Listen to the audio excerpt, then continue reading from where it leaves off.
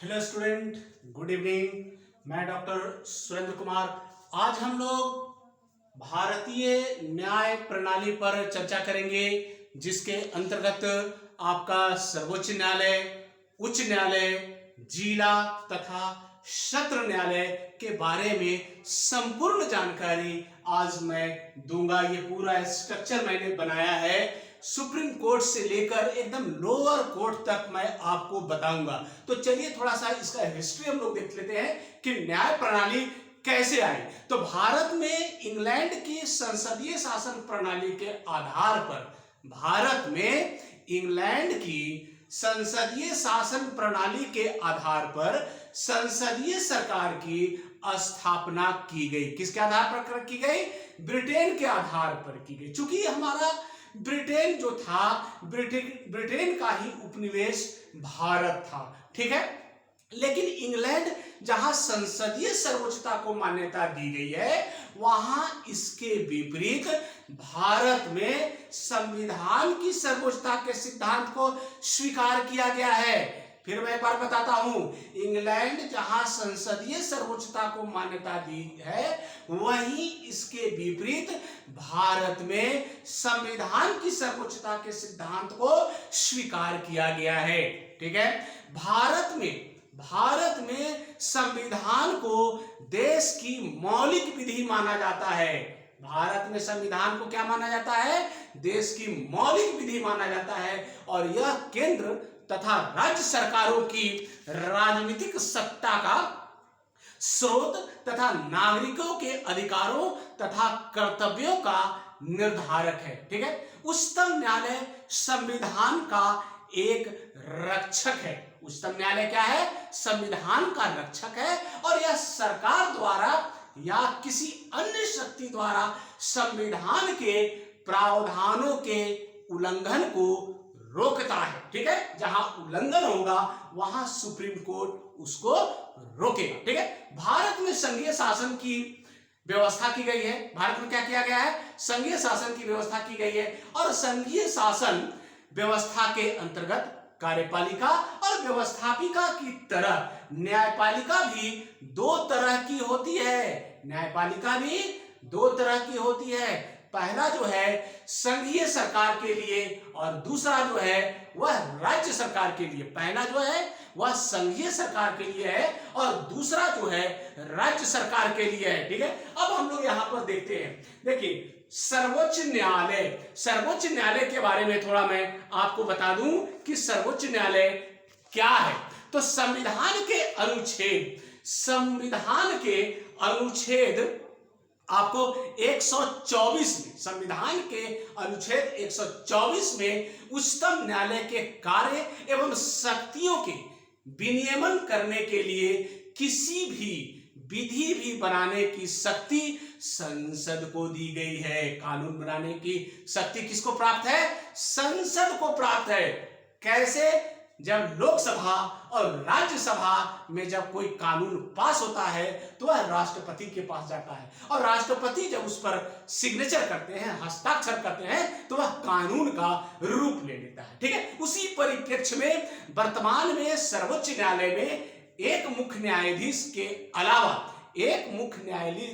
के अलावा 33 अन्य न्यायाधीशों की नियुक्ति का प्रावधान अभी है। अभी सुप्रीम कोर्ट में एक मुख्य न्यायाधीश और 33 जो है अन्य न्यायाधीश है। मुख्य न्यायाधीशों के साथ साथ अन्य न्यायाधीशों की नियुक्ति जो है का अधिकार राष्ट्रपति को दिया गया है। किसके पास है? वह राष्ट्रपति के पास है। और इस संबंध में राष्ट्रपति जो है मंत्रिमंडल से भी विचार विमर्श करते हैं। बिना मंत्रिमंडल के विचार के वह कुछ नहीं कर सकते हैं। और अन्य न्यायाधीशों की नियुक्ति के क्रम में राष्ट्रपति को मुख्य न्यायमूर्ति से सलाह लेना पड़ता है, ठीक है। न्यायाधीश होने के लिए आवश्यक है कि वह भारत का नागरिक हो, किसी उच्च न्यायालय का 5 वर्ष तक न्यायाधीश रहा हो, या किसी उच्च न्यायालय का या 2 या उससे अधिक उच्च न्यायालयों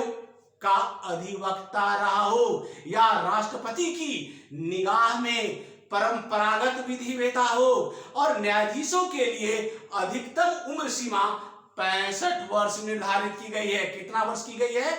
65 वर्ष निर्धारित की गई है। और वह राष्ट्रपति को संबोधित करके अपना त्याग पत्र दे सकते हैं एवं संसद के प्रत्येक सदन के विशेष बहुमत द्वारा राष्ट्रपति इसे हटा भी सकते हैं। ठीक है, अब आ जाइए हम लोग देखते हैं उच्च न्यायालय। ये सर्वोच्च न्यायालय हो गया। अब आ जाइए उच्च न्यायालय जो देश के राज्यों में स्थित है। मैं आपको बता दूं कि 1 से 2 राज्य का मिलाकर भी उच्च न्यायालय की व्यवस्था की गई। चलिए, संविधान के अनुच्छेद 214 के अनुसार, संविधान के अनुच्छेद 214 के अनुसार प्रत्येक राज्य में एक उच्च न्यायालय की स्थापना की गई है। संविधान के अनुच्छेद 214 के अनुसार 214 के अंतर्गत प्रत्येक राज्य में एक उच्च न्यायालय की स्थापना की गई है, हाईकोर्ट की स्थापना की गई है। अगर संसद चाहे तो विधि के द्वारा 2 या अधिक राज्यों के लिए एक ही उच्च न्यायालय की व्यवस्था कर सकती है। ठीक है, प्रत्येक उच्च न्यायालय में एक मुख्य न्यायाधीश के अलावे कुछ अन्य न्यायाधीश भी होते हैं जिन्हें राष्ट्रपति नियुक्त करता है। कौन नियुक्त करता है? राष्ट्रपति नियुक्त करता है। और उच्च न्यायालय के न्यायाधीश की नियुक्ति के संदर्भ में राष्ट्रपति भारत के मुख्य न्यायाधीश तथा संबंधित राज्य के राज्यपाल से परामर्श लेते हैं। ठीक है, और उच्च न्यायालय के न्यायाधीश 62 वर्ष की अवस्था तक अपना पद धारण कर सकते हैं। सुप्रीम कोर्ट में है 65 वर्ष और उच्च न्यायालय में, हाई कोर्ट में कितना है? 62 वर्ष है। इस चीज को आप लोग जरूर नोट करके रखिएगा।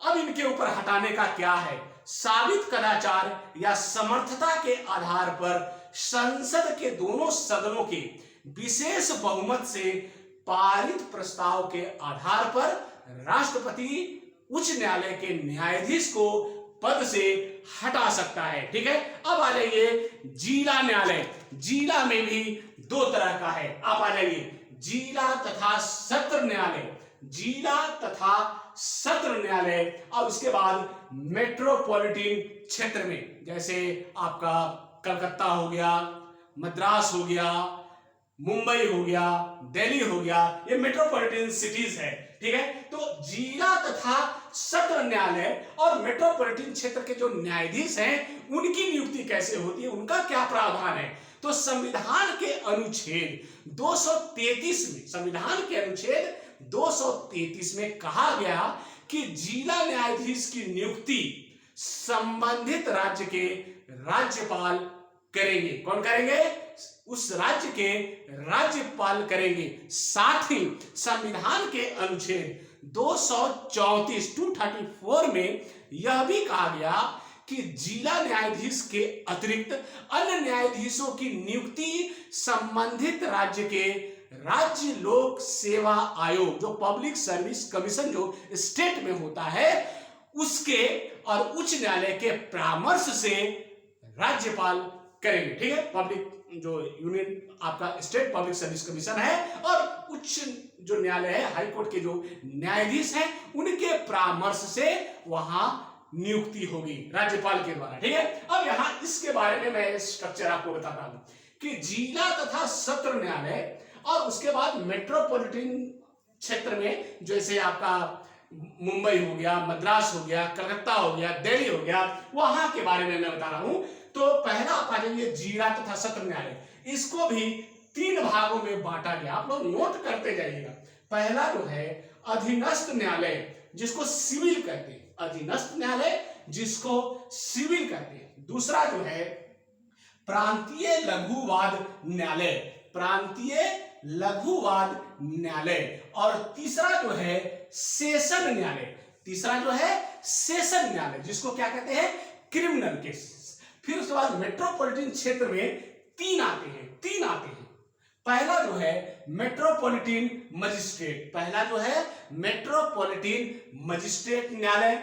दूसरा जो है सिटी सिविल तथा सेशन न्यायालय, दूसरा है सिटी सिविल तथा सेशन न्यायालय, ठीक है। तीसरा जो है प्रेसिडेंसी लघुवाद न्यायालय, तीसरा क्या है, प्रेसिडेंसी लघुवाद न्यायालय, ठीक है। अब आ जाइए यहां हम देखते हैं कि अधीनस्थ न्यायालय सिविल जो था उसको भी दो भागों में बांटा गया, उसको भी दो भागों में बांटा गया है। पहला है मुंसिफ न्यायालय, पहला जो है वह मुंसिफ न्यायालय है, और दूसरा जो है न्याय पंचायत है, दूसरा क्या है, न्याय पंचायत है। उसके बाद यहां पर देखेंगे सेशन न्यायालय जो क्रिमिनल था उसको भी दो भागों में बांटा गया। पहला जो है अधीनस्थ मजिस्ट्रेट न्यायालय, पहला कौन है, अधीनस्थ मजिस्ट्रेट न्यायालय, और दूसरा है पंचायत अदालत, दूसरा क्या है, पंचायत अदालत। अब उसके बाद जब हम देखेंगे अधीनस्थ मजिस्ट्रेट न्यायालय है उसको भी दो भागों में वहां पर है, कौन है, जुडिशियल मजिस्ट्रेट, पहला जो है जुडिशियल मजिस्ट्रेट और दूसरा जो है एग्जीक्यूटिव मजिस्ट्रेट, पहला जो है जुडिशियल मजिस्ट्रेट और दूसरा जो है एग्जीक्यूटिव मजिस्ट्रेट। तो ये है भारत की न्याय प्रणाली, जो सुप्रीम कोर्ट से लेकर एकदम आप चले जाइए नीचे तक का जो जिला स्तर मेट्रोपॉलिटन सिटी के अंतर्गत न्याय प्रणाली जो बताई गई है, मैंने आपको पूरा स्ट्रक्चर के साथ बता दिया है। और मुझे आशा है, पूर्ण विश्वास है कि आप लोगों को भारतीय न्याय प्रणाली से संबंधित पूरी जानकारी आप समझ गए होंगे। फिर एक बार आप लोग इसको देख लीजिए और इसका रिवीजन करिए। थैंक यू, धन्यवाद।